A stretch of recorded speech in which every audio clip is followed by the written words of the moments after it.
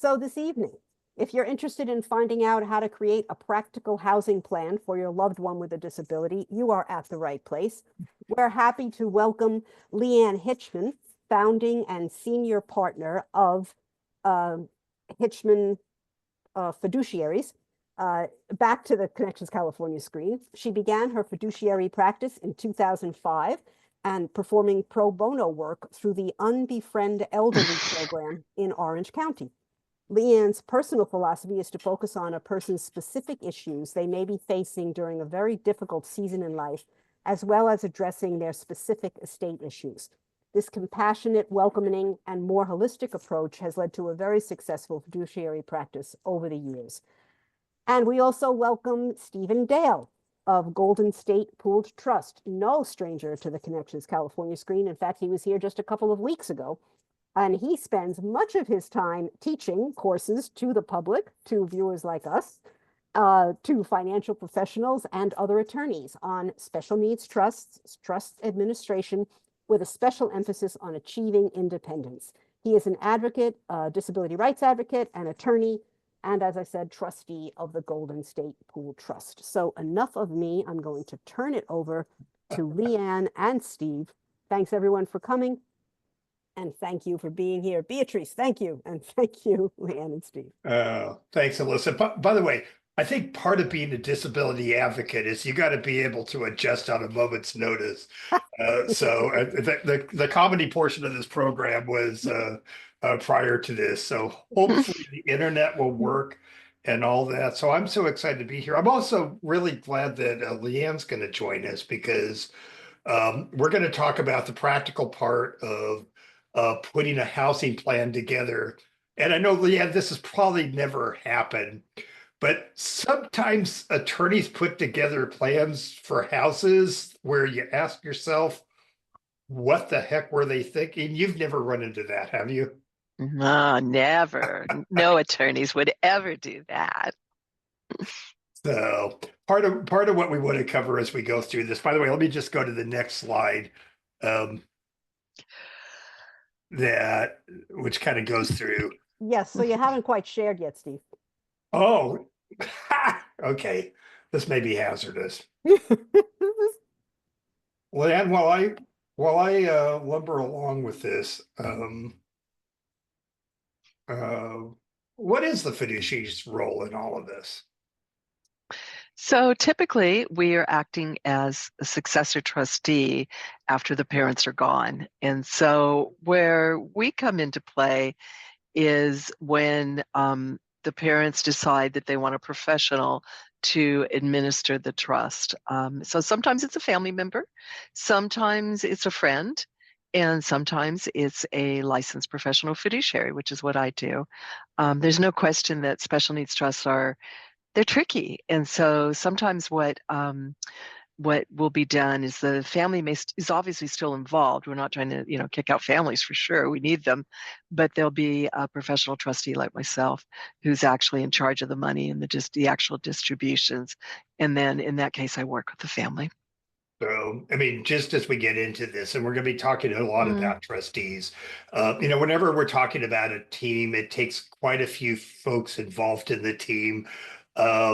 And I know in a lot of cases, attorneys like to believe they're the most important part of the team, but in the end, it's not the attorney who's going to be taking care of this. Somewhere there's going to be some trustee somewhere who's got to carry this out. So a lot of what we're going to focus on tonight is about putting together a housing plan and trying to put together something, that makes sense. And just as we jump into this, I play two roles. I am the trustee of the Golden State Pool Trust, but I also run a very robust law firm with 4 attorneys, and all we do are special needs trusts.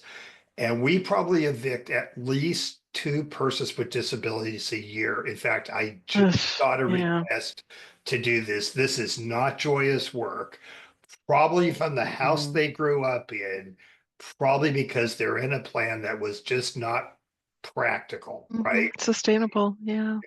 And I know just from a advocate for folks with disabilities, and I'm not going to spend a lot of time going into my fascinating history here, but part of my fascinating history was that I used to be a psych nurse and I used to work directly with folks in the community and all that. And, once again, housing is the number one issue we deal with. And the other thing is, just from a behavioral standpoint, a lot of times getting somebody into a safe, sustainable living situation is like 2/3 of the game. Is this easy? As I like to say, the words easy and disability are two words that just don't go together. I wish they did, but they don't. But we're going to go through this and kind of look at how you can tackle this step by step by step. So just a little bit as we get into this, just to kind of set the stage. I'm going to go through a few things, and then we'll get into the meat of it. So this is the way I always like to get started. And for many of you, this isn't hard. And if you've heard me before, you've heard this over and over. So for many of you, this isn't difficult, but like imagine that you have a 17-year-old named Kathy here. And let's just imagine today that she has autism, something along that line. And to my knowledge, nobody's ever died of autism. So let's say you go and you put that plan together and you're feeling really good about it. And then you're walking in San Francisco and you step in front of a muni bus. And by the way, I've had 3 parents do that, and it's just not a good thing to do. And let's say at that point you pass away. And now the trust goes into administration. This thing could last for a long time. Now, as we all know, folks with disabilities, if we have a diagnosis of disability, and I should slow down for the translator, And also, but if we have a person with a disability here, all we know is that they have a diagnosis. These are individuals, and we've got to fit the plan to the individual, not the diagnosis. But let's assume in this case, Kathy's going to need some sort of assistance for the rest of her life. So with that, part of what we're going to look at is how are we going to provide for her, including housing for the next 70 years? Because if she's 17 years old, actually, she's supposed to live until she's 87, where we don't know. I'm not sure what happened there. well, because Steve, you're not sharing. Oh, So I thought I'd try and share to bring people up to speed, and then I'll just deal with the chat and the Q&A. either that or let me try one more time. Is that Okay. sharing? No. Yes. I am so sorry. Okay. There we go. All right. Thank you. So far, this has been a challenge, but it's going to run smoothly now. Okay. So, for instance, we don't know if the benefit rules are going to stay the same for the rest of her life. And as many of us know, we're looking at some major changes in Medi-Cal coming up. We don't know if the agencies, and a lot of what we're going to talk about tonight is how to tap into different regional center programs to help with this. Can we guarantee the regional center is going to have these programs for the next 70 years? And the only way to do that is for parents to advocate. But it's one of those things where we need to advocate for this, but also realize that programs change and agencies, sometimes become defunded.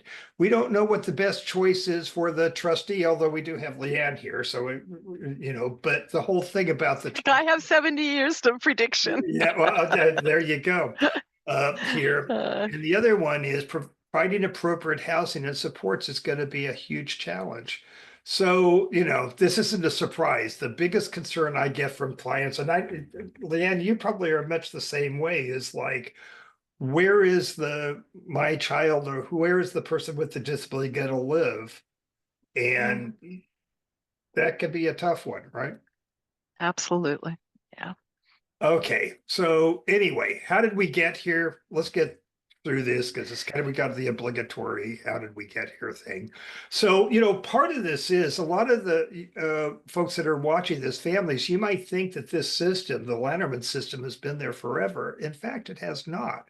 It all started in the 1960s where, the housing for a lot of folks that are living in the community was in state hospitals, what they later called developmental centers. And the promise was we were going to replace all those institutions with well-funded community programs.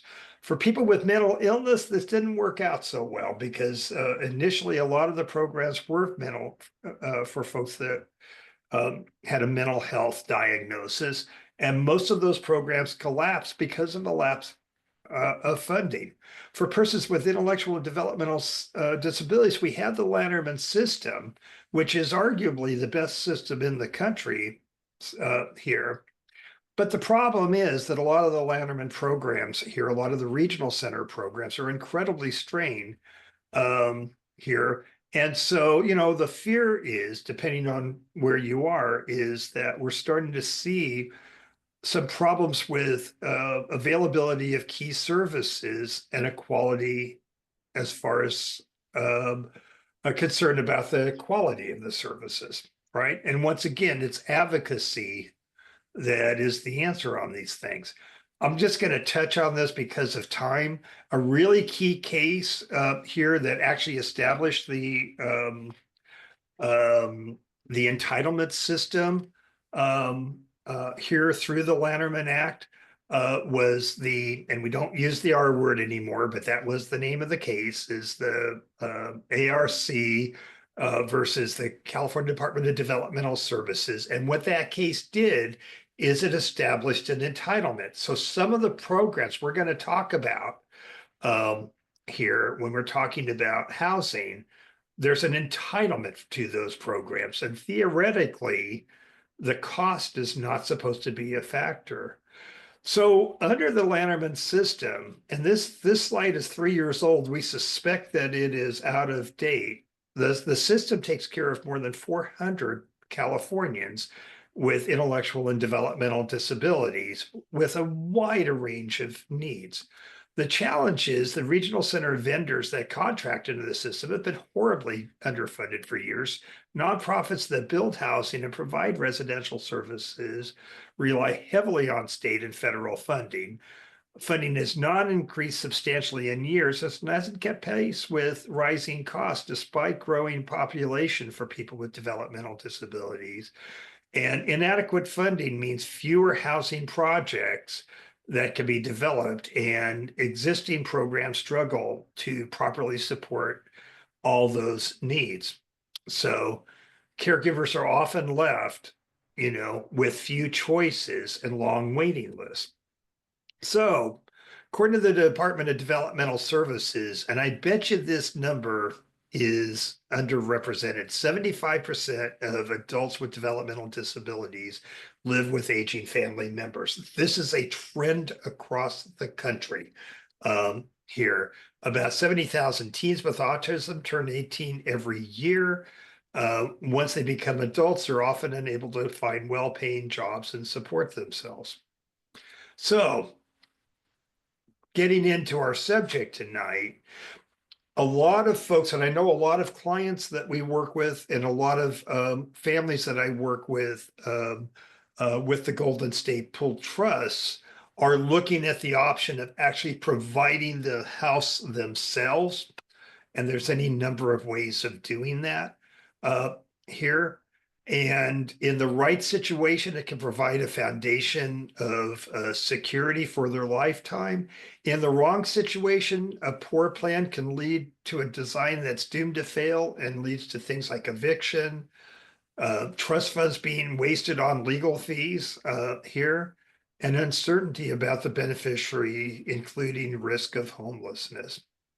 So as we go through with this and here, just to lead off with what we're going to suggest, the steps to determine if a residence for in a special needs trust is right for your family is the process you want to look at is weigh all the alternatives. We're going to go through each of these one by one.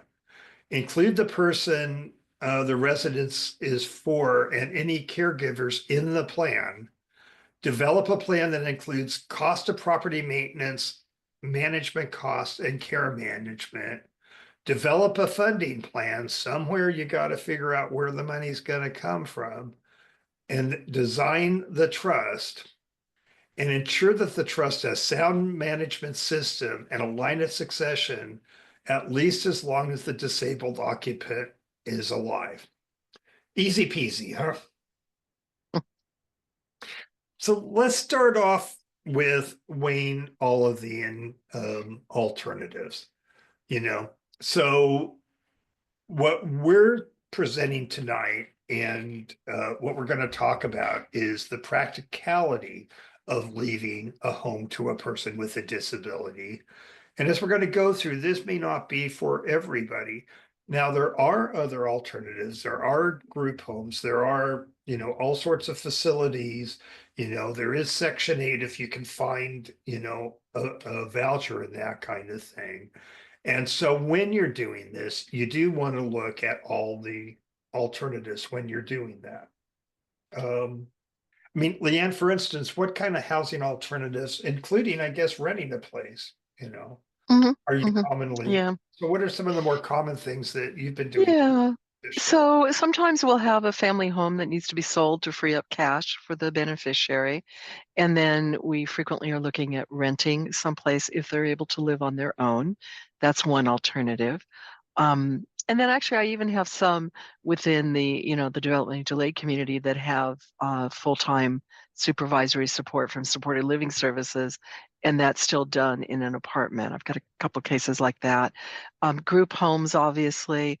I had a interesting situation recently where I guess I would qualify it as a group home, but there's actually a copay associated with it. So they kind of cobble together um, IHSS money, Social Security money, supported living services money, um, into this nonprofit, and I think the copay from the trust is about $2,000. So I would guess that entire bill is probably around 14,000. Regional center and these other sources are paying for all of it except 2,000, and it's a great place to live. It has great support. Of course, the only thing that kind of bothers me is not everybody has that money. But if somebody does have a trust and they do have some funds available, it's just, I mean, you probably in this area, it probably costs more than that to rent an apartment. So, part of my advice is on a lot of this, we really have to be pragmatic. Um, Pragmatic, you know, yeah. and part of what I try to do with my clients, because I have to tell you, when owning the house and the trust works, it's a wonderful thing. When it doesn't work, it's pretty devastating. And so a lot of it is just exploring that practicality. And we may have to look at other alternatives. Here's another one that comes up, and I have kind of an interesting story that comes with this, which is to actually include the person the residence is for and any caregivers in the plan. And it's not uncommon that a parent will create a plan without including the child with the disability, and plans that include siblings, for instance, to remain in the home. I know a common thing that I get a lot of parents come in and say is that we're going to leave the home for Bobby. Let's say Bobby has Down syndrome or whatever, and his sister Alice will always live with him, and always be that backup, Yeah. that kind of thing. And I've had situations where the sibling actually sits in the room and says, that is absolutely right. Well, then you get down to the point where the trust goes into administration, which means probably the parent has passed away. The house is all set up. And, here's the problem for the daughter in this case. What if she falls in love with somebody that's in Washington, D.C. Exactly. or something like that? It's like, um, realistically, she in her heart, maybe she really wants to be there, but that might not Hmm. just be practical. Yeah. Yeah. Now, here's another one that came up, and this actually, I worked on a plan probably 15 years ago. I was so proud of that plan. The parent who knew they had a short time to live, but was just very intensely involved with her son, and we'll call her son Bob here. And Bob in this case sat at every meeting. But Leanne, I know you've never met a parent like this. Even though Bob sat there, nobody ever asked him any questions, and he didn't say a word, although he was listening to everything that was going on. And so we get this all set up. The house, it's a duplex. We're going to rent out the other side. We got plenty of money. We got all the services and all that. Mom passes away while she was ill during that period. He went to a group home. So I get a call the day before he's supposed to move into that house. And Bob says, Mr. Dale, do I have to live in that house? And I'm going, Bob, what do you mean? And Bob says, I don't want to live in that house. I want to live in the group home with all of my friends. And Friends, yeah. I'm going, Bob, we went to a lot of problem. He goes, oh, Mr. Dale, okay, I'll move in. And I'm going, well, Bob, what do you want to do? I want to live in the group home with all my friends. So guess where Bob is right now? He's in All the of group his home with all friends. of his Yeah. friends. And, Yeah. part of this, it kind of struck me that, yeah, Bob sat in the meetings, but did we ever once turn to Bob and ask him, Bob, what do you want? And no, we didn't. So it really is important to include folks. And I think the other thing is, I have seen situations where caregiver family members have worked, but I've also seen so many cases where it just wasn't practical for one reason or another. So you got to build in some alternatives. So go to the next slide. Okay, so part of this, we need to develop a plan that includes, and I think this is the biggest problem I see with a lot of plans, where you'll see something where they've left the house and maybe $20,000, right? Probably figuring that the trustee's gonna rent out the room and all of some other room, or somehow they're gonna pull the money from somewhere, which is not practical. So we want to make sure that we can cover trust administration expenses, cost of property maintenance. I know when we work on our plans, we think of this, if this was somebody who had maybe a 50-year lifespan. How many roofs are we talking about? How many water Yeah. heaters, right? Um, how many toilets, right? You know, and you really got to think that through. Management costs, right? And oftentimes that's beyond the fiduciary, right? Some fiduciaries actually do Mhm. their own property management and some don't. Care management also can be a big thing, because part of this is, if you're providing the house, depending on the beneficiary you're dealing with, most of the times you can't just leave the keys on the counter and hope for the best. A lot of the folks we deal with are going to need some sort of oversight in one way or another. So as far as cost of maintenance, and I think you'd agree, I would say the most common reason that I see plans fail is a lack of resource to cover the maintenance and property taxes. No. And homeowners association fees, if there are some too. Yeah, completely. It is. And And a lot of times the homes already have deferred maintenance because parents have aged. They haven't had, maybe, even if they had the money, but maybe they don't have the energy ability to supervise some of those projects. so, I mean, the other thing too is, you have to make sure that what you're doing is actually sound as you're doing this. So, um, it should include alternatives in the event that plan A doesn't work. I mean, you could put the best plan together and there could be any number of reasons why it doesn't work. And it could be a change in the needs of the beneficiary. For instance, uh, for anyone, I mean, I happen to be 63, so I should be thinking, or 73. I slipped a digit there. And I need to be thinking about this. Maybe a two-story building is just not going to work if they have mobility issues down the road. And so I've had a number of cases where we've had to sell the house and buy something else just because um, it was a multi-story building. I mean, there's any number of Hmm. things that could come up. Um, Oftentimes, I know for ourselves, and this is a little different than working with a private fiduciary. Uh, Here in my case, since I run a pooled trust, we are a call center, and so if that toilet plugs up, I am not going to be running down to Irvine to go unplug your toilet. That's just not going to happen. So we have to work through property managers. Now, some fiduciaries do the property management themselves, some hire them out. But you got to figure out how you're going to cover that. These things generally do not uh, uh, manage themselves. As far as specialized care management groups, there is a group that we've used on occasion called Colvett Group, and you will be able to get the PowerPoint slides. My understanding is so you can actually look up the Colvett Group. So they're one example of a national care property management group. There are local property managers and that sort of thing. Lee Ann, how do you cover property management? Gosh, all of the above. Sometimes we have a property manager.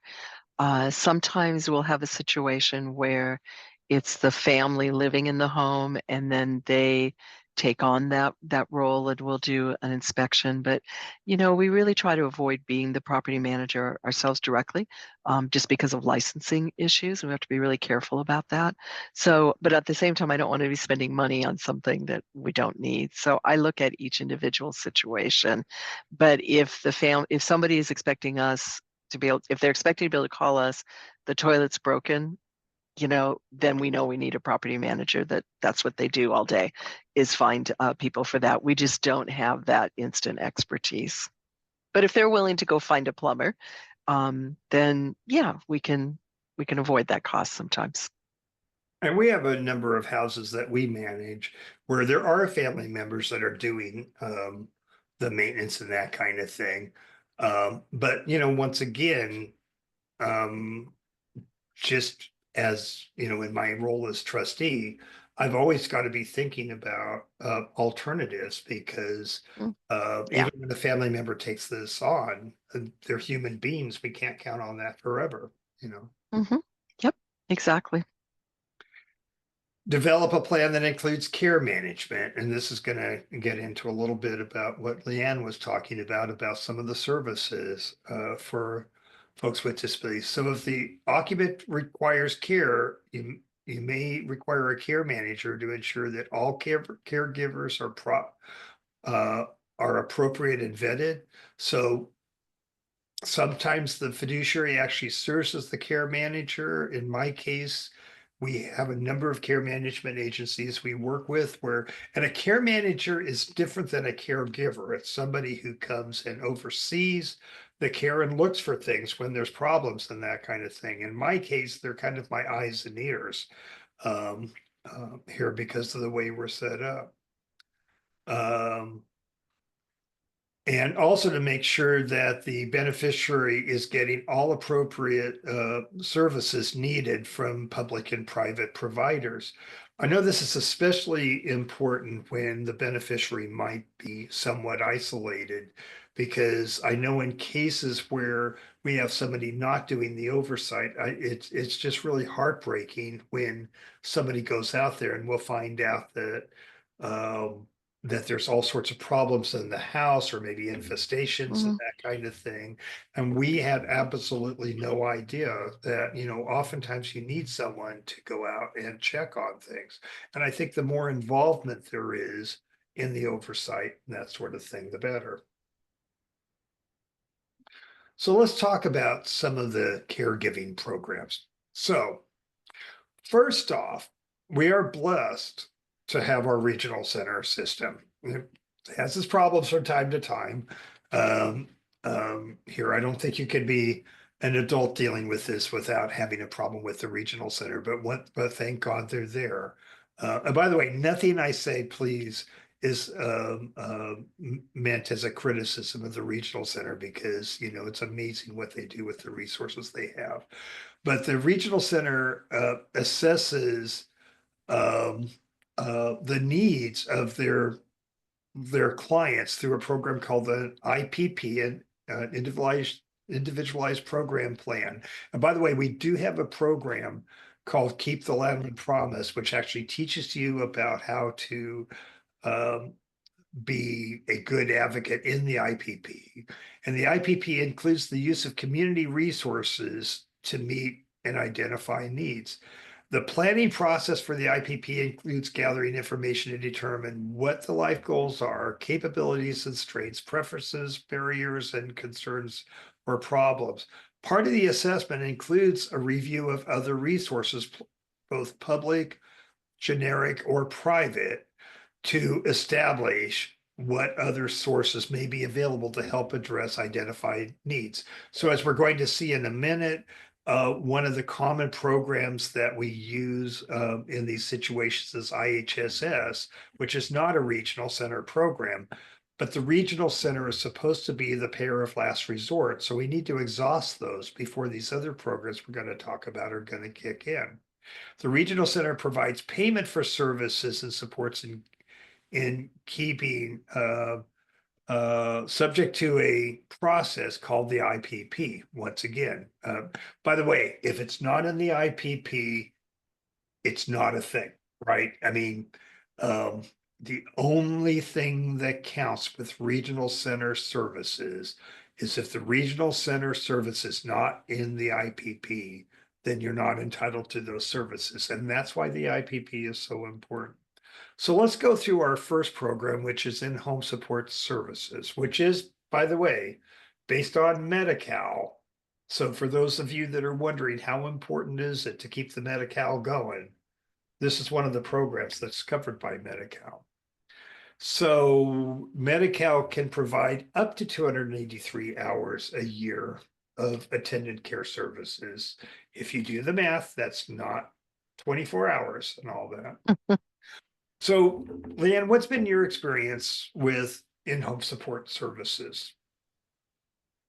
It's never enough. I guess at the risk of sounding greedy, it's never enough. But it also, though, it is absolutely wonderful in the sense of if there's a family member involved or a very close friend and they can become a vendor and receive that IHSS money, frequently they're doing the job. They would do the job anyway for their loved one.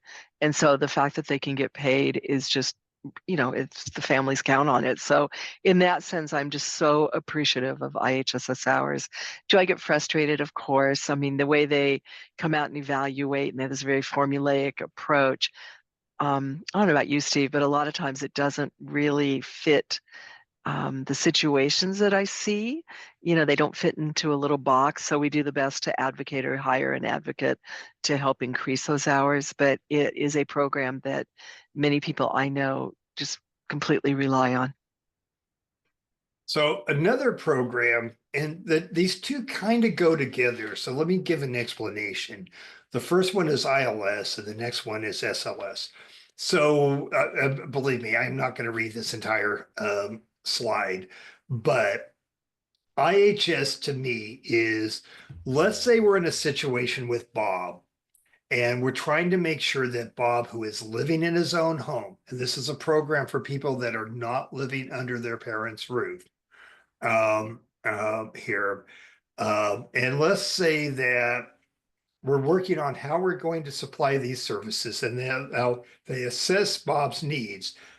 They discover that Bob doesn't know how to cook, but he's teachable, right? So ILS would set a goal that says, we're going to teach Bob how to do all the things involved in cooking and meal preparation and all of that other stuff here. And the goal is for Bob to be able to gain those skills and be able to make his own meal and do his own shopping and that kind of thing. I mean, the goal is for Bob to be as independent as he can.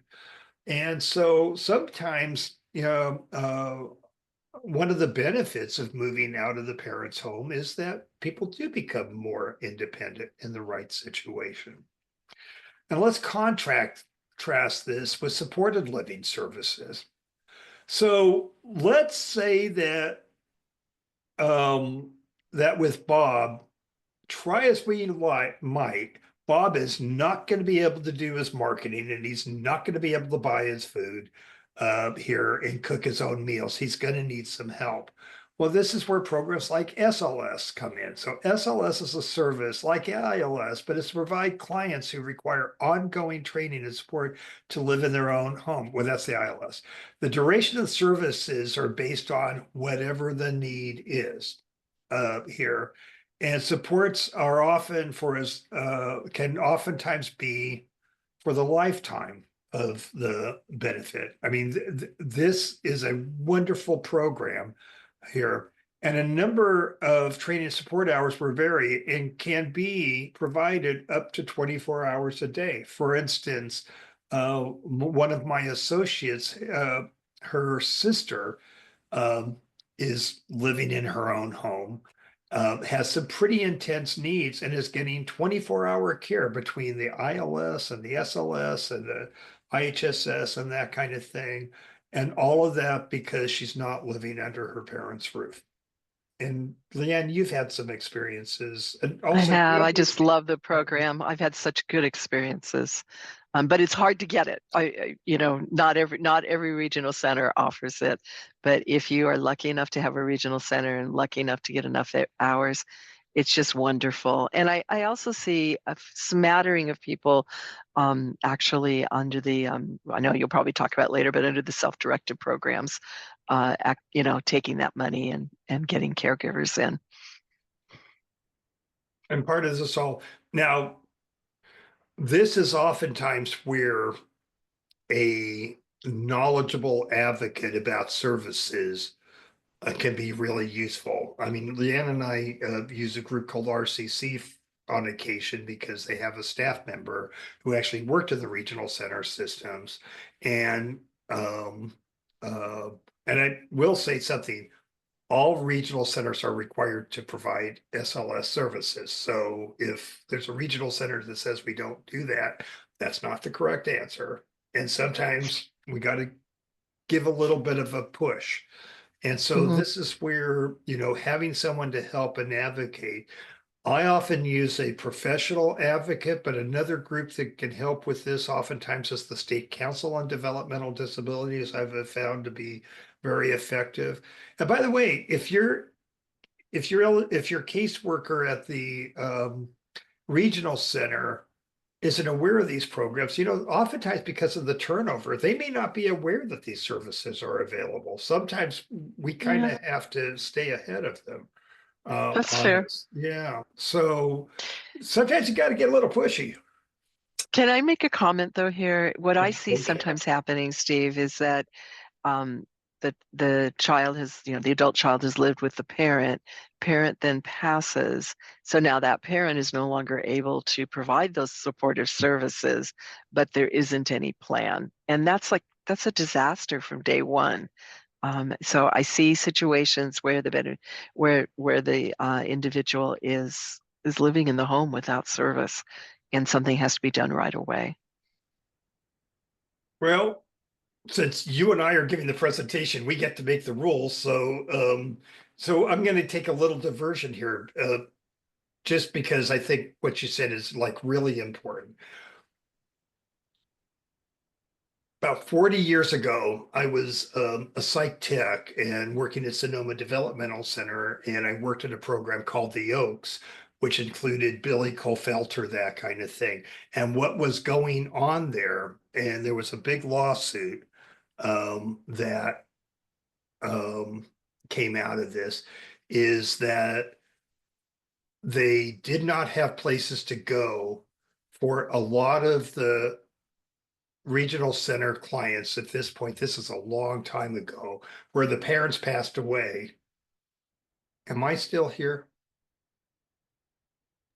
Yes, you're good. Okay, I just lost Leanne.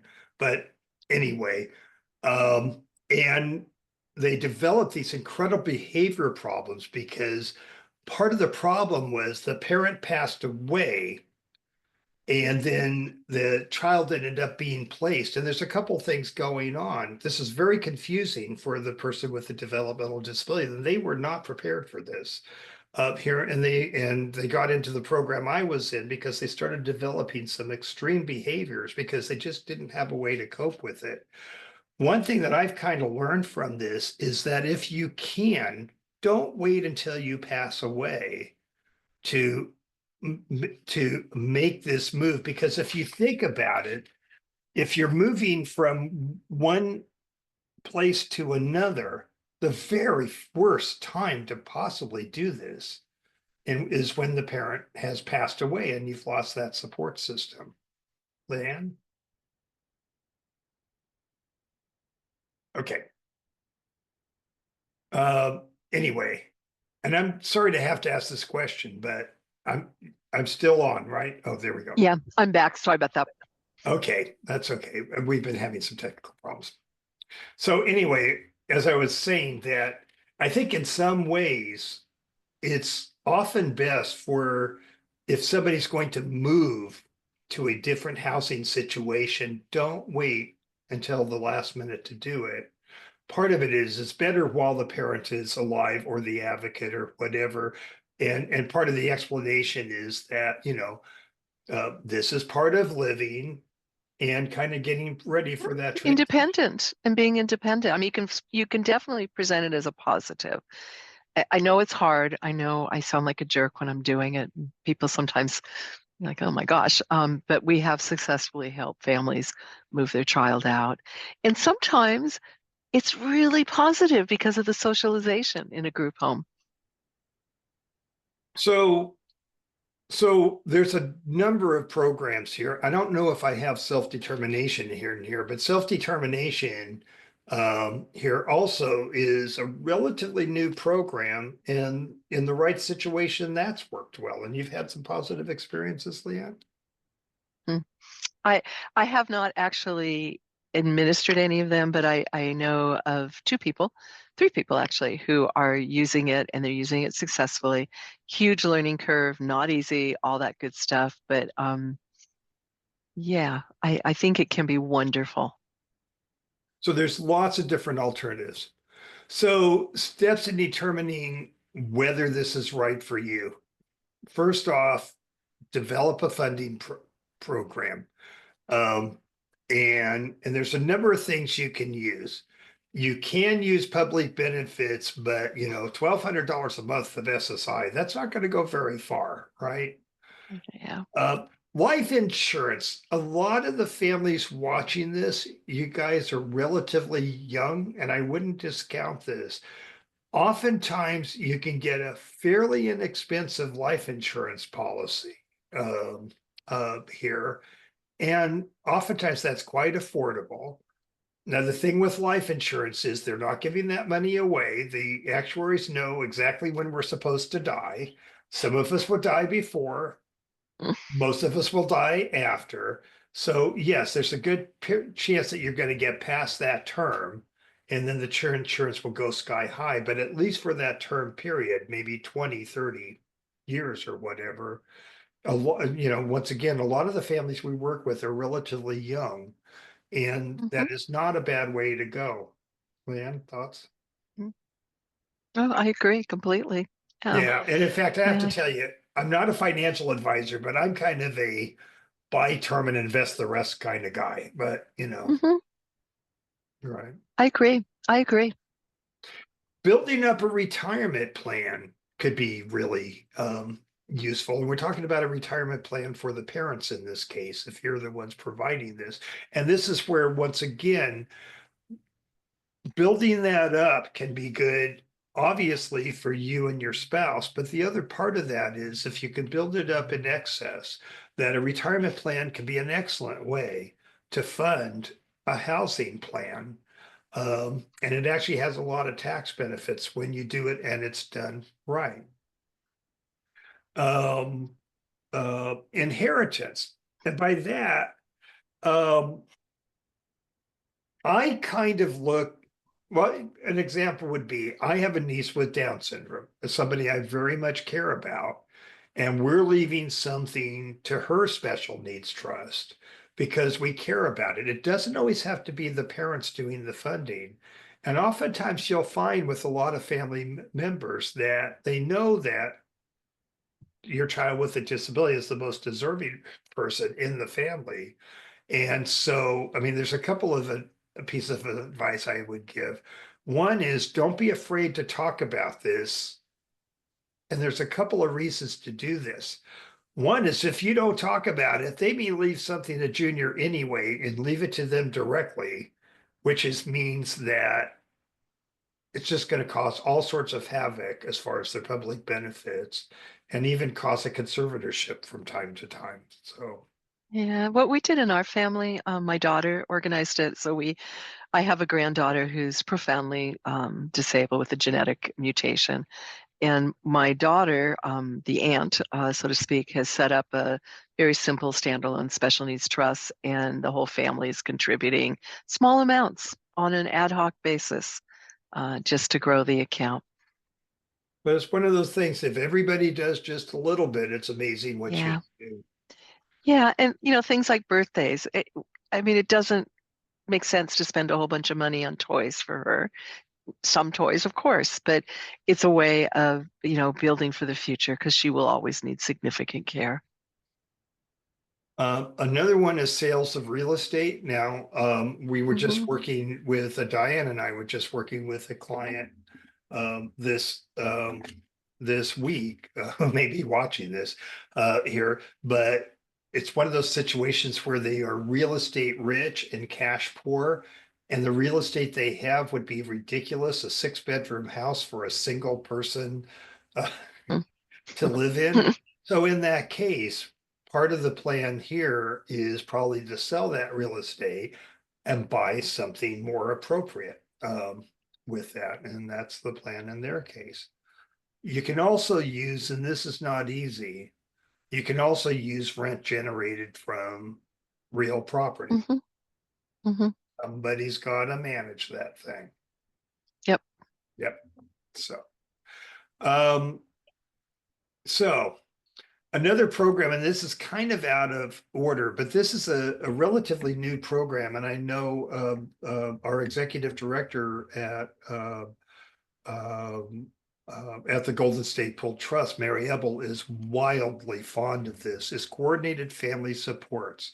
So the eligibility for this, and I would suggest to you, many of you, to start asking questions of your regional center about coordinated family supports here. And it's for somebody who's 18 years or older and for people that are living in the family home. Okay, so unlike ILS and SLS, where the requirement is that you can't live in the family home. Um, and part of what they work on there is, if that's what you're doing, is they have 9 categories of potential support where they take you through this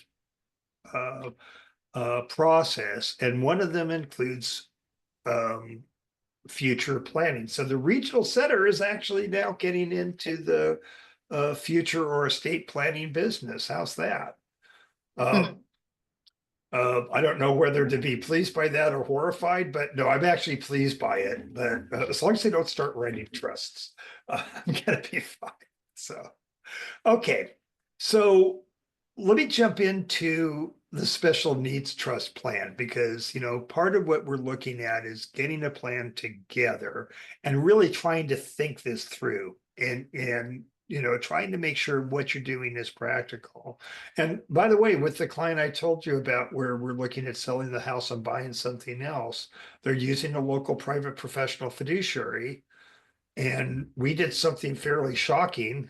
We include the private professional fiduciary in the planning process, because here we're doing all this planning about what the fiduciary is going to do. I don't know. Do you think it's appropriate to include the fiduciary? Right. But, because the problem is, if the fiduciary is not going to take it, well, then our plan is pretty useless. So Right. let's talk a little bit about special needs trust. Okay. And this isn't a program on special needs trust, but almost without exception, my preference is to put the house in a special needs trust for any number of reasons. So for those of you, just a brief thing about a special needs trust. All it is a contract to meet some sort of an objective. And a special needs trust is specifically designed to keep somebody qualified for public benefits. But it also can do a lot more for that. So a lot of our trusts will say that we really want to focus on housing. It's really rare that we don't have something like this and really lay out what kind of housing we're looking for. So it also, beyond just the benefit part, which I have never felt should be the primary interest. The other thing is it just kind of lays out a plan and a process about how we're going to carry out the intent of the family. So this thing you see up there where it says C Palms SIO 1120.200. Okay. Now, if you Google that, it's going to take you probably to my webpage, but it'll also take you to the Social Security website of here. And what the POMs are, it's the Program Operation Manual System. It's put together by Social Security. They're not really good at naming stuff here, but what these are is directions to eligibility workers about how to handle certain situations. So what the POM says for SSI, and by the way, the other thing is Medi-Cal cannot make rules more stringent than SSI. So we usually use the POMs in doing all of our planning. So what it says is if the trustee, in this case, it would be Lee Ann, if the trustee of a special needs trust holds title to a house as a home for the beneficiary, the house would not be considered a resource to the beneficiary.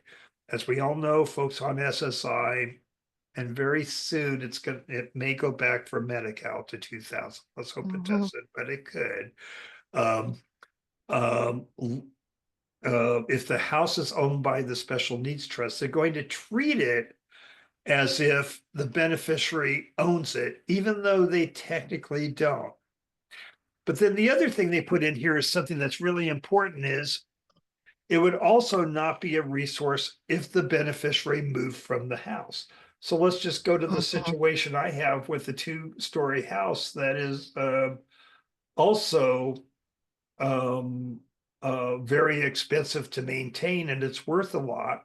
We're selling that property and buying something for half the price, and the rest of that money can stay in the trust to cover our costs.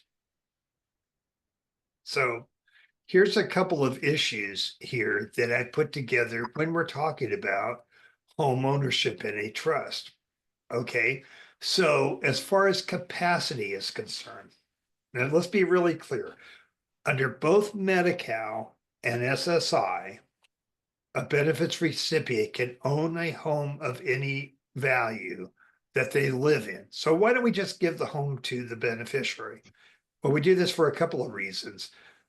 Put it in the trust. One, is there a question about their capacity?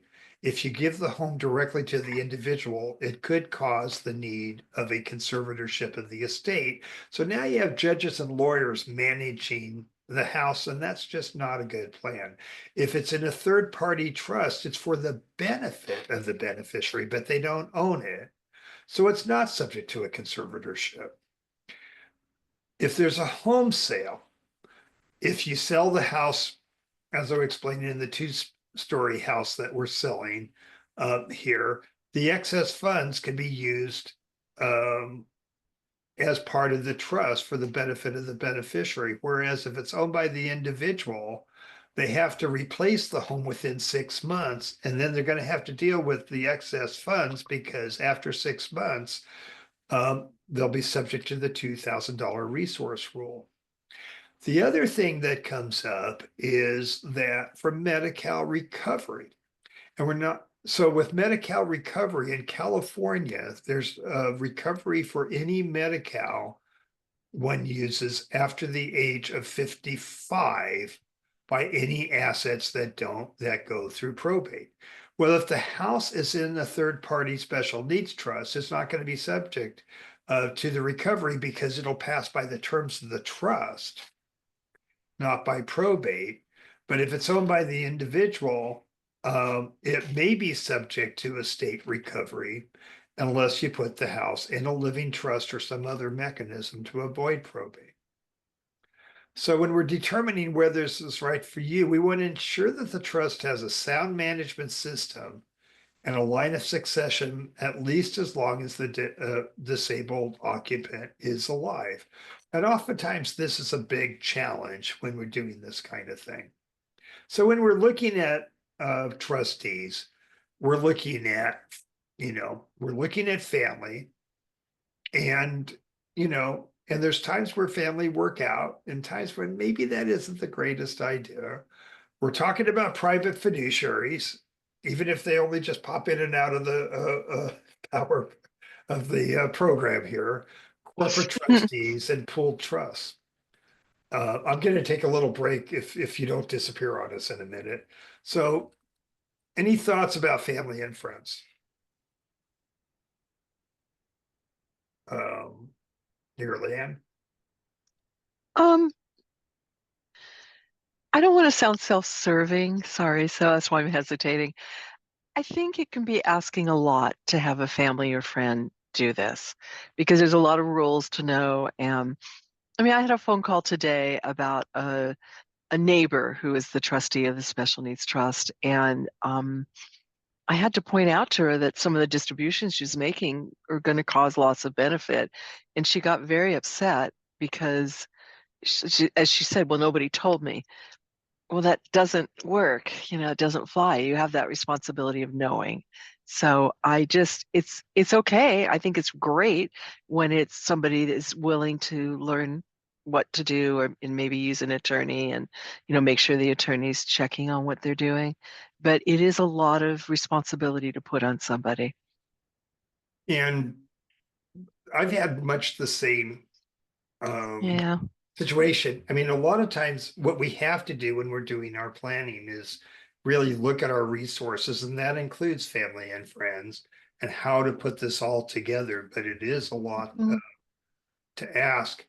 I mean, one thing, if you're having a trust draft where there might be family or friends that are doing this, I like to put in the clause, an opt-out clause. We may even see that in one of the future slides coming up, which would basically be something that says that if for some reason you have appointed your daughter, let's say, as the trustee, Mhm.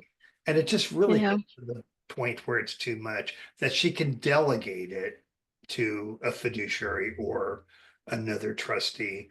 Um, and there may be times where it's just not practical to do these things, and there may be times when it is. I've seen it work.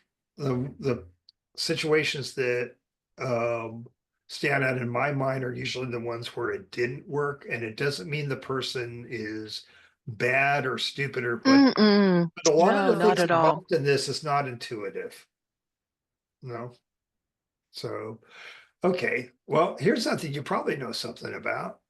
How about a private fiduciary here? Yeah. So that's what we are. We're licensed. Yeah, we're licensed with the Department of Consumer Affairs, and we have lots of different services we provide. I happen to do a lot of work in the special needs trust area, but the rest of my team does other regular trust settlement when somebody passes and the trust has to be settled and distributions made. So there are a few private professional fiduciaries that really specialize in this type of work. Others have more general practices. And one place to look is a group called PFAC. There's for those of you, I understand that we have people across the state of California watching this. Mhm. If you're in Santa Clara County, for instance, there is a PFAC chapter there. But as Leanne said, and you can look this up on the website, not every fiduciary does special needs trusts. And not every fiduciary has a lot of experience in this area, so you really need to get to know your private fiduciaries and all that. I think private fiduciaries are a godsend. And the other part of that is, for instance, if you're a family member who really wants to serve the disabled community, private professional fiduciaries really, especially with special needs trusts, especially if you have a passion for this community, it's a good, it's a good way to serve.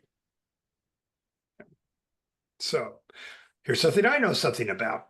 You could look at Mm. pooled trust. Okay, so just without going through every word, basically what a pool trust is, it's kind of like a cross between a 401k and a special needs trust. So when you use a pool trust in the traditional sense, you sign what's called a joinder agreement. It's kind of contract here. Um, and as it says in this slide, instead of the beneficiary having their own separate document, they have an account subject to a master agreement, which is kind of like, I think of it as the Constitution. And then it's subject to a joinder agreement, which is about the specific needs of that beneficiary. Now, even though I'm the trustee of a pool trust, and Golden State is not the only pool trust around, there's about 8 pool trusts in California that operate. They're like many things in the disability community. They have a lot of similarities and a lot of differences here. And I think for a lot of advocates, it's good to know pool trusts that serve your community. But some of the problems with this is, first off, most of us are call centers. So, for instance, I am never going to see the beneficiaries I serve. That's just not something we do. We have to work through outside parties. Even either the beneficiary has to tell us what the beneficiary's needs are if they're able to do it, and many can, or a family or friend, we call them beneficiary advocates. And after that, if we don't have anybody, we have to hire a care manager, which is basically a social worker, and that kind of thing. If somebody, oftentimes if somebody needs a lot of hands-on care and a lot of hands-on oversight, the pool trust might not be the best way to go. The other thing about using a pool trust in the traditional sense is by doing it with a joinder agreement. What if for some reason it's just not working with that particular pool trust? Or let's say the beneficiary moves out of California. And for instance, at Golden State Pool Trust, we only serve in California. So if you move to Texas, we're not going to be a lot of help. So it does have its limitations. If you're using a pool trust here, what I like to do, let me go back. Well, what I like to do is set up an individual document, and most pool trusts will manage the individual document. And the nice thing about the individual document is, even if you name the Golden State Pool Trust or Hitchman Fiduciaries or Wells Fargo Bank or whoever you need, usually in the language that most practitioners, including us, do, is they'll have something in there that says, if we need to change trustees, some entity, usually either what we call a trust protector or an advisory committee, has the ability to change trustees. And just being realistic, if we have somebody with a 40-year lifespan, we can't guarantee that the trustee that initially started with this is going to be the right trustee or even in business for the next 40 years. Succession is really important. So now the traditional third-party standalone trust, once again, the way we like to do it, especially if there's a house, is to have an individual trust. And then when it's accepted, it's managed like any other trust. Here, when you're doing that, just a little bit about this is that what we do is we have the folks that are assigning this sign what's called an operating agreement, because we have certain ways we operate here. And so it's one of those things where what you really need is bill paying and that kind of thing, not a lot of hands-on oversight. This could be an option. Another option is corporate trustees, banks, and when I first got started doing this work, banks were the only game in town. Nobody had even heard of a private fiduciary. Here, I've had the privilege of PFAC just had its 30th year, which when you think about it is not that long here. So many banks will do this, although not all banks will manage property. Most are going to require a minimum of $1 million, although it depends on the bank. And the other thing that we've seen, that you may name a bank here thinking they're going to serve, but I've seen wild changes in minimums for instance, there's a local community bank here that for years and years and years solicited families to name them as trustee, and their minimum was $250,000. Today, their minimums are $2 million and they don't want any problems, right? So the folks that name them are going to have a problem because they're probably not going to serve. So you have to keep up on this. Now, one way we try to handle this is, and this is language we put in a lot of our trusts, is no matter who we select. So let's say in this case, we selected really big bank and trust to be the trustee. We go back to this. Can we guarantee that really big bank and trust is not only going to take this case, but also do the quality of service that we need? And the answer is, how could we possibly know that, really? Same thing, there's a private fiduciary I have worked with for 25 years, and the guy had the nerve to retire. So, folks that named him, once again, um, he's off in retirement land and that kind of thing. I think, once again, trying to be realistic about this, we try to find the best trustee we can, but we have to be realistic that the person you name or the entity that you name, that for one reason or another, they may not be able to serve for the period of time we need them to serve. Before we go to questions, and I know this was a little disjointed because we've been struggling with internet problems. Lee Ann, any last thoughts before we jump into the most terrifying Mm-mm. part of this program, which is, do we have any questions? No, let's take the questions. Come on. Okay, be kind. All right. Whew, is all I have to say to that one. I've been answering as many questions as I can. Nice. Leanne, Yes, Sam. questions about your succession plan with Hitchman Fiduciary and also potentially broad costs, if you can just speak to that. Sure, absolutely. So While I also, I'm sorry, just while I No, also go ahead. place in the chat those evaluations I talked about. So if you can please, as you listen to Lee Ann in one ear, type those evaluations and answer the questions with your eyes. Okay. And she's serious about those evaluations. I am very serious. She is. She is. Good for her. So yeah, my succession plan. Oh my gosh, I have been a huge vocal advocate within my profession about the lack of succession plans with many of my colleagues. So many of the private professional fiduciaries are either a sole practitioner or maybe they're loosely coupled together with some other fiduciaries. But for me, I'm sorry, that's not good enough for the type of work that I do, like what we're talking about here. So I very much am a firm. Everybody's W-2 employees. We have incredibly good benefits, better benefits than most corporations have.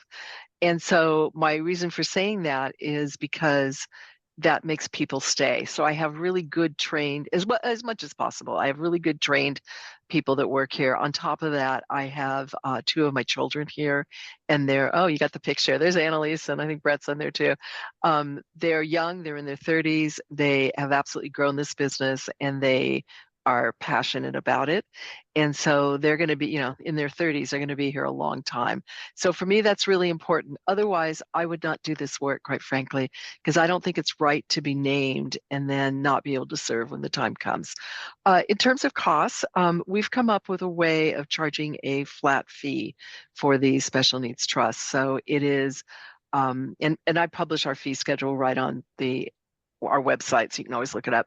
Right now, it is 1.5% of the assets up for the first 500,000, and then it declines after that. I think from 500,000 to $1 million is at 1% and goes down from there.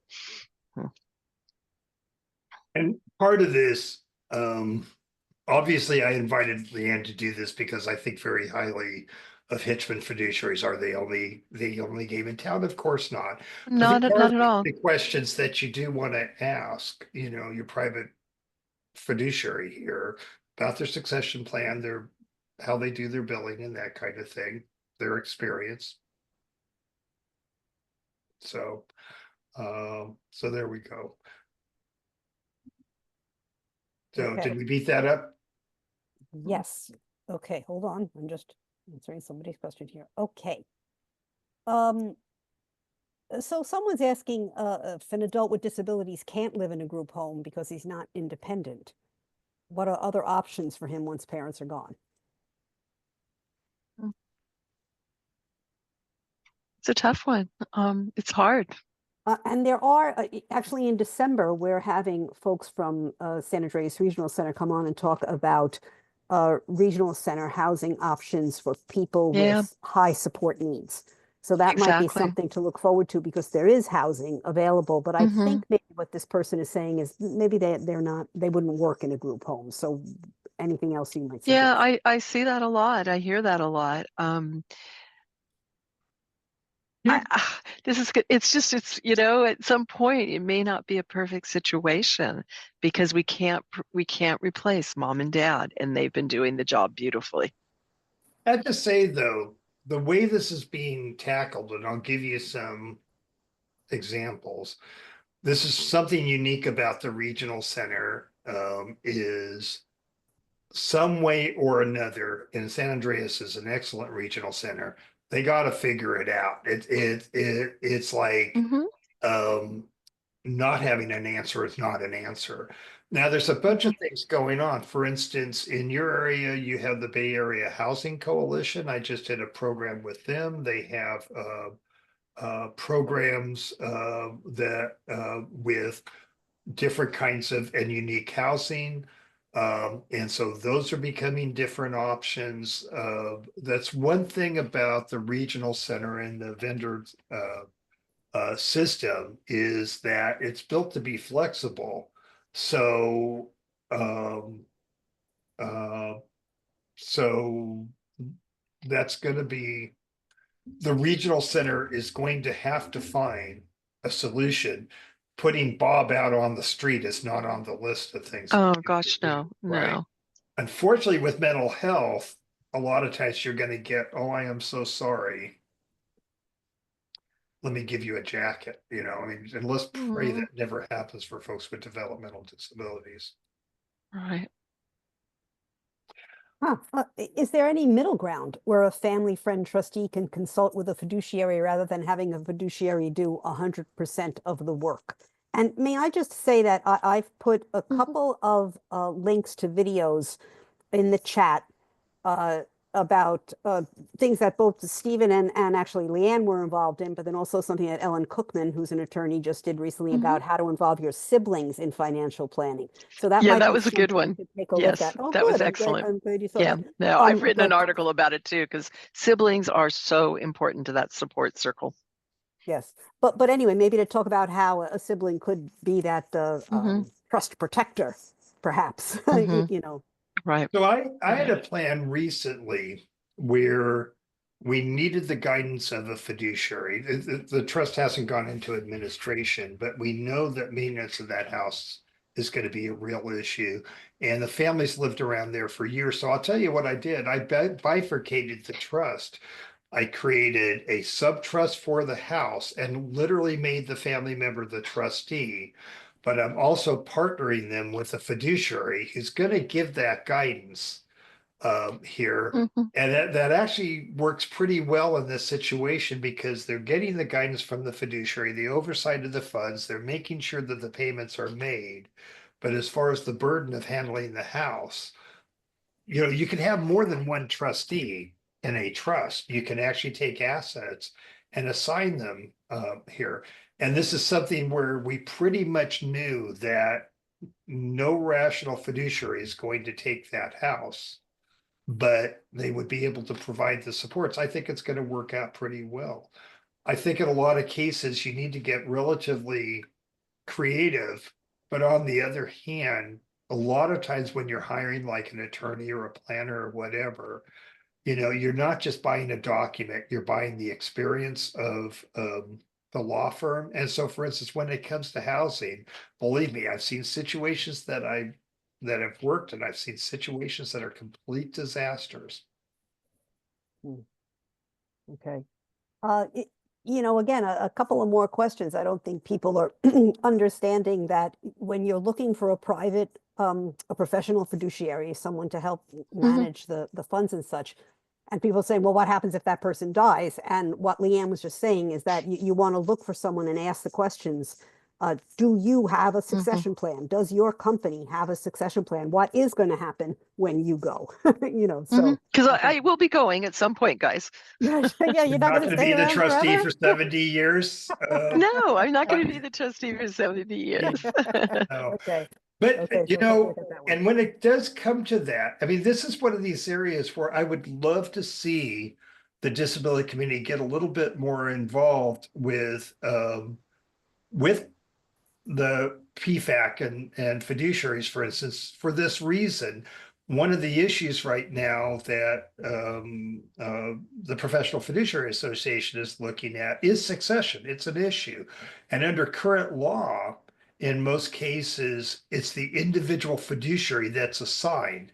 And what they're looking at moving is to fiduciary corporations so that it's not Lee Ann, who's the fiduciary here, is an organization, an entity, so that if we do need to change trustees, it can go fairly smoothly.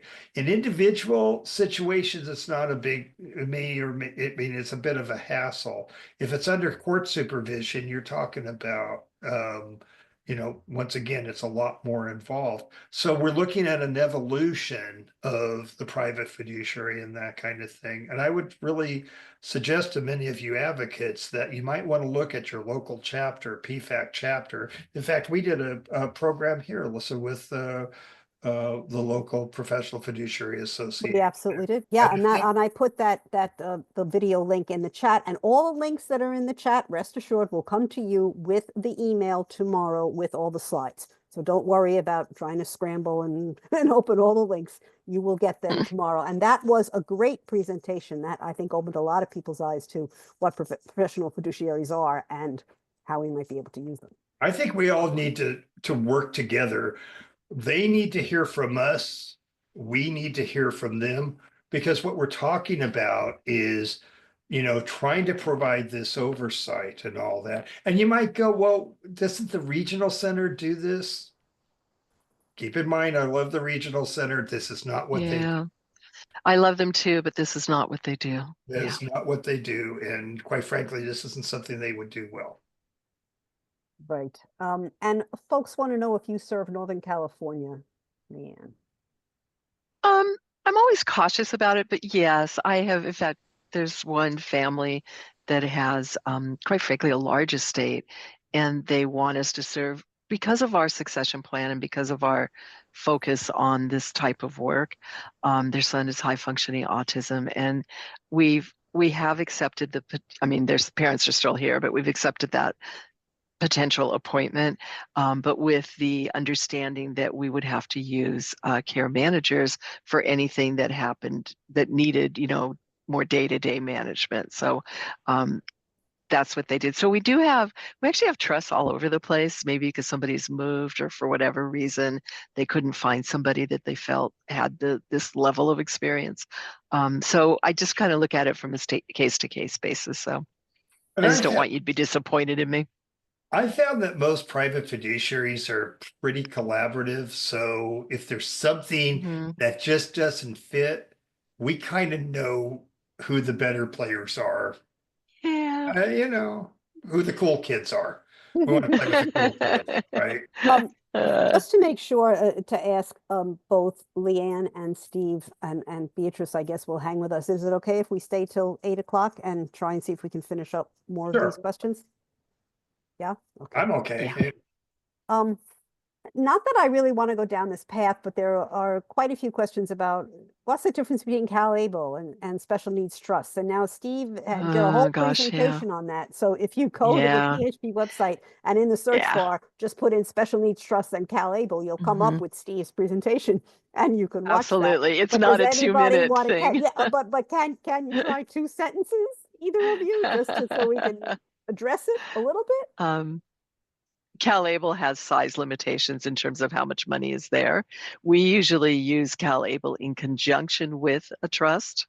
as a way of distributing money to the beneficiary. Right. I mean, I think the CalAble is a wonderful tool, and I think they've done a great job. 100%. Yeah. I think Yeah. sometimes it's really important you understand what it is. A couple of things with it is it can help with housing in some situations here. The other thing you have to look at is you need to remember that the assumption is that the beneficiary has capacity here. Yeah. And many of the folks that we have, they've got their challenges, but they basically do have capacity. The assumption is that they're to be the ones in charge of the account. Now, in some cases, that's a wonderful thing. In some cases, that's a horrifying thing, depending on the situation. Yeah. And that kind I of always test it, Okay. Steve, before committing to a year's worth of distributions to be put in. I always test it because Yeah. it does it takes understanding, it takes delayed gratification, all sorts of things. Okay. I So think I, if we were looking at using an ABLE account for a housing plan, Oh, I want to have the money in the bank. I want to be able to look at it, and also, mhm. and I know you do something similar. We like to do what are called distribution plans that not only figure Mhm. out what are we going to spend, but also if we spend at this rate, when are we going to run out of money? Absolutely. And the other Yeah. thing with it is if we set aside money for maintenance of a house, um, here of maintenance of a house. That money is not to be used for Disneyland and all the other fun stuff. I know that's a big quality of life thing, but it's like Disneyland or a roof over your head. I'm sorry. Exactly. Maybe it's not going to be Disneyland. Maybe it's going to be a local fair. I mean, once again, we want to do the best we can for the people we serve, but we've got to make some tough decisions oftentimes. And oftentimes I think as being a trustee, that's one of the hardest parts of the job is there's times when you just got to say no. But that's what good parents have been doing all along too. So it's not if you're a parent, I think you want to hear from a trustee that they can say no because it's important. Okay, getting close to the 8 o'clock hour, but again, if I could direct your attention to those evaluation forms that I put in the chat one more time. Um, Folks seem to want to talk a little bit about evictions because I think you put the fear of God into them when you said that earlier. Someone saying, if my son owns his house, is he evicted? Well, obviously you're not evicted if you own your house, but hopefully it's the trust that owns the house. So, you might want to talk a little bit about that. But then somebody else is saying, don't want to get too dreary here, but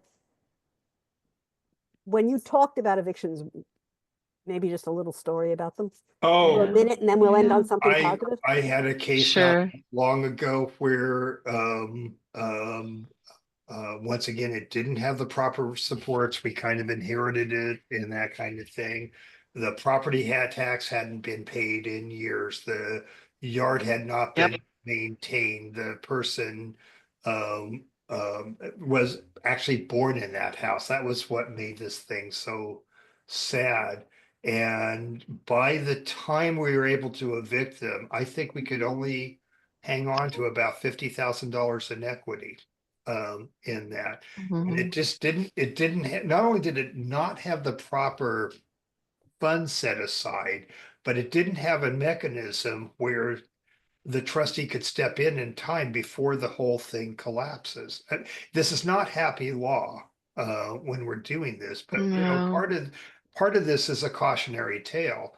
Um, you look at ILS and SLS and self-determination and all this other stuff, there's all sorts of things that you can do to build a great plan here in the house when it works. But when it doesn't work, it's heartbreaking, you know.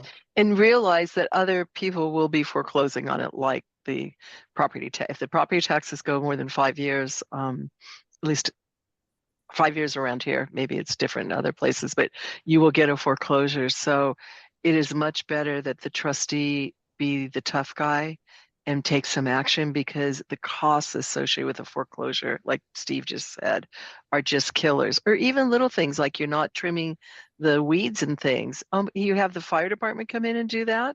it's going to be 3 times the cost than if you just hired somebody to do it yourself. The other thing I've seen is the importance of not only having caregivers, but people in the house and having activities. I've seen a lot of situations where the person becomes isolated or they end Mhm. up with friends who Mhm. stay way too long. Mhm. And then everything just, starts becoming a free for all. Whereas, Mhm.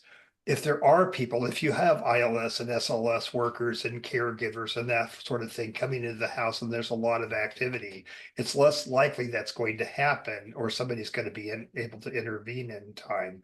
But I've had a number of Mhm. situations where they just didn't have that in place. And a lot of these folks do need supervision, and a lot of them are vulnerable to freeloaders and folks like that Yeah. they're friends. Mhm. And by the way, I can't tell you, I've had 3 meth labs. Only one blew up here. And so anything that involves a meth lab is a problem. Once again, each one of those cases was something where nobody was really watching what's going on. Now, for parents watching, Yeah. these are the horror stories. This is what you're Yeah. trying to avoid. And the reason that we're kind of going through this is to kind of stimulate some thinking about whether or not this makes sense for you. Can we get the supports in? And, is this going to help you reach your goal? If it's not, there are alternatives, and the regional center is there to help you. Mm. So what's your happy thoughts, Steve, now that we've scared them Yeah, to death? I was going to ask, since it's 8:02, do we have any happy thoughts? Anything to end on? I have some happy thoughts. Um I just got sent today a bagels from a special needs beneficiary to my staff because he was so appreciative that they were able to take care of some problems he had in his house. It was like air conditioning and stuff like that. And so we got bagels. How cool Yay! is that? How cool is that It's always that good to somebody have does visitors. that? Yeah, I mean, but I mean that he is doing that for us when we're supposed to be serving him is pretty amazing. Well, it's graduation time. We have a number of folks that are graduating. We just had a Oh yes. who got a job making $80,000 a year. We couldn't be more Uh, excited. The question was, mhm. what's that going to go do to the SSI? Well, you can kiss that goodbye and God bless Good you. and Right? happily, And right? good, yeah, right, Happily. exactly, It's like exactly. that's Well, I like that. yeah. I think those are two happy notes Yeah. All to end on. things, Yeah. many things are possible. A lot of these folks will exceed your expectations. You just have to give Mhm. them the opportunities and let them try, right? Yeah. Exactly. Yes. And All right. protection along the way that those Absolutely. friends aren't around. Absolutely. I think All the right. last thing as we go, and then you guys should send in those evaluations here because listen, Yes, yeah, I have about a third of the evaluations, I can but see our it now. audience is They are dwindling. scary and mean. the the we're in a transition period right now. We're doing this in May 21st, 2025. I have to tell you, advocacy has never been more important than it is right now. There's a lot of things going on, both federal and national. And, once again, a lot of the services we're talking about are dependent on Medi-Cal, whether your child is getting Medi-Cal or not. So please stay informed as what's going on. I know there's a lot of us are kind of getting tired of advocating, but my thing is get over it. This is an important system and we need to make sure that the funding continues. And I've got to say, one of the best places to keep up with what's going on here is to look at the Monday morning memo Oh by yeah, the Arc yeah. of California. It's quite Yep. readable, right? Yes, It's very absolutely. readable. It's Absolutely. summary, first page summary. It's, go get it and read it. Get on their mailing list if you're not there. Carol, I will, let me just make a note to add the Okay, Monday yeah. morning memo And you to can get the, in Spanish also. You can get Spanish or yes. English. All right. Well, Mrs. Dale is definitely calling at Yeah, this right. point, I think. So I want to thank you both. Thank you so much, Leanne and Steve. Thanks for having us. You always deliver in such a wonderful way, and you're getting lots of love and hearts. And so thank you. And Beatrice, so much appreciation, Beatrice. This was a tough one to handle right from the get-go. So thank you so much for your help. And thank you all out there for going. Our audience has dwindled down to about 2/3 of what we initially had there. So I think everybody is ready to go. It's I ready to don't go know, home. have some food or a glass of wine. I'm not sure, either one. Maybe even some whiskey. All right. Melissa, thank you Nah, so I'm I gonna much didn't for just what say you that, guys. right? Yes, thank you for what you do. I mean, this is great. I'm happy to. I'm happy to learn along with everybody else. All right. Thank you Happy so much. advocating. Bye, Take guys. care, everyone. Take care. Bye. Thanks, Steve.